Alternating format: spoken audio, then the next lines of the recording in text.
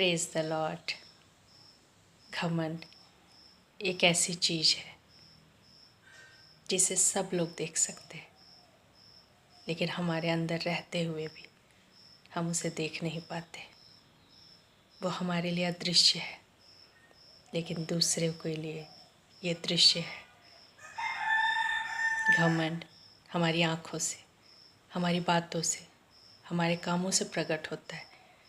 फिर भी उसकी बहुत खतरनाक बात यह है कि हमारे साथ रहते हुए भी, हमारे अंदर रहते हुए भी ना हम उसे देख सकते हैं और ना उसे पहचान पाते हैं। घमंड बहुत खतरनाक है, क्योंकि उसने एक स्वर्गदूत को शैतान बना दिया। इसी घमंड के कारण लूसीफर स्वर्ग से गिराया गया, और उसकी इच्छा यही है कि वह हमें भी इस घमंड से भर दे, ताकि हम भी उसी के समान परमेश्वर के राज से बाहर निकाल दिए जाएं। क्योंकि घमंड से परमेश्वर भी इनकार करता है।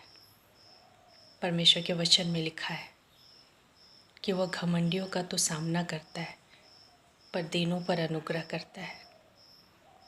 परमेश्वर घमंडियों का सामना इसलिए नहीं करता कि वह उसे बर्बाद करना चाहता है, उसे ख़त्म करना चाहता है, मिटा देना चाहता है। लेकिन परमेश्वर की इच्छा है कि हमारा घमंड हम पर प्रकट हो जाए, ताकि हम बचाए जाए, ताकि हम परमेश्वर से के पास आकर उससे, जो हमें इस घमंड से बचा सकता है, हम उससे सहायता मांगें।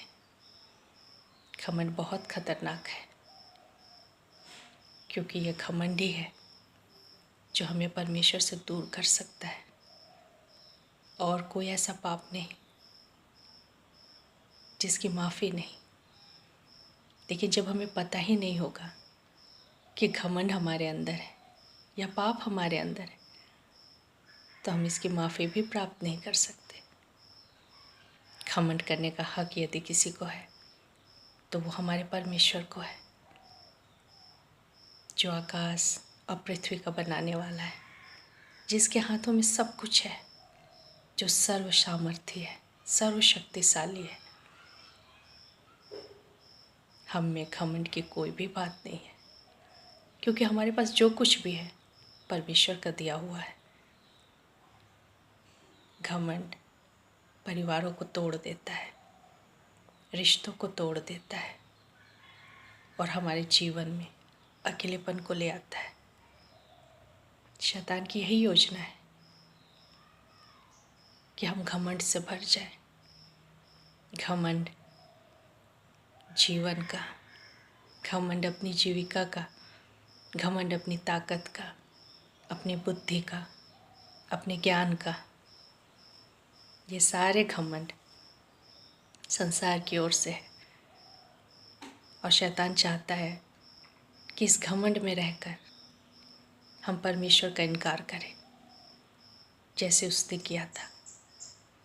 लेकिन हर घमंड एक ना एक दिन ज़रूर टूटता है। यदि हमें अपनी शक्ति पर घमंड है,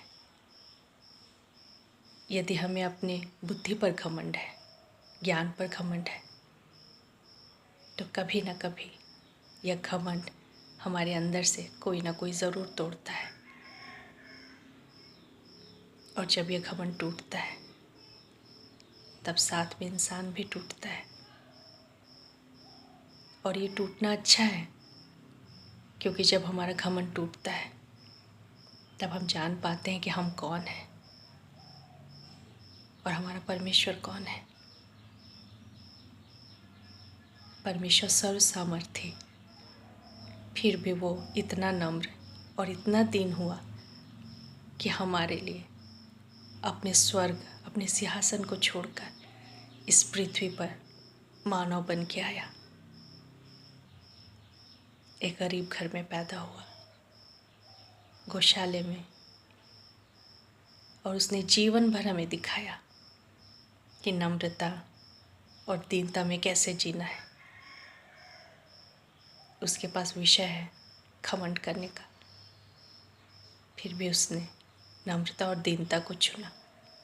और वो हमसे भी यही चाहता है कि हम घमंड को नहीं, लेकिन उस आदर्श को चुने जिसे यीशु ने दिखाया, नम्र और दीन बनकर। इस दुनिया का सबसे बड़ा घमंडी भी किसी दूसरे घमंडी को पसंद नहीं करता। ये इतना बुरा है, तो इस बुराई से हम दूर रहें, घमंड से दूर रहें। परमेश्वर हम पर प्रकट करता है कई बार लोगों के द्वारा। वो हमारी गलतियों को दिखाता है, हमारी कमियों को दिखाता है। तो एक पल रुक कर हम ज़रूर उन बातों पर सोचें कि क्या सच में इसमें सच्चाई है, और यदि है तो हम उस घमंड को छोड़ दें।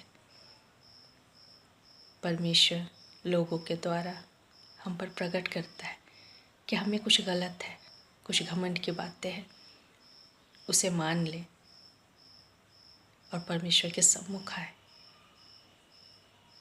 क्योंकि परमेश्वर अनुग्रहकारी है और वो हमारे घमंड को ना सिर्फ तोड़ता है, लेकिन उसके बाद वो फिर से भी बनाता है।